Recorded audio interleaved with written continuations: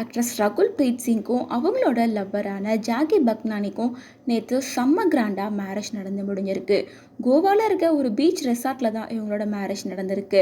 Friends and family அப்படின்னு பல பேரை இன்வைட் பண்ணியிருக்காங்க. மண்டே இவங்களோட வெட்டிங் ஃபங்க்ஷனை ஸ்டார்ட் பண்ணியிருக்காங்க.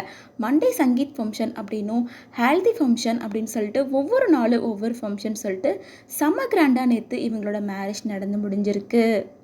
இவங்களோட மேரேஜ் நடந்ததுக்கு அப்புறமா தான் இவங்க மேரேஜ் பிக்சர் சோஷியல் மீடியாவில் வைரலாக ஆரம்பிச்சிருக்கு. அது வரைக்கும் இவங்களோட மேரேஜ் ஏற்பாடு எல்லாமே சைலண்ட்டாக தான் நடந்துட்டுருக்கு. ஆக்ட்ரஸ் ரகுல் பிரீத் சிங் தமிழ் சினிமாவில் மட்டும் இல்லாமல் தமிழ், தெலுங்கு, கன்னடம், ஹிந்தி அப்படின்னு சொல்லி எல்லா லாங்குவேஜ்லேயுமே லீடிங் ஆக்ட்ரஸாக தான் இருந்துகிட்ருக்காங்க. இப்போ அவங்க ரொம்ப நாள் லவ் பண்ணிகிட்டு இருந்த ஜாக்கி பஹானியை தான் மேரேஜ் பண்ணியிருக்காங்க.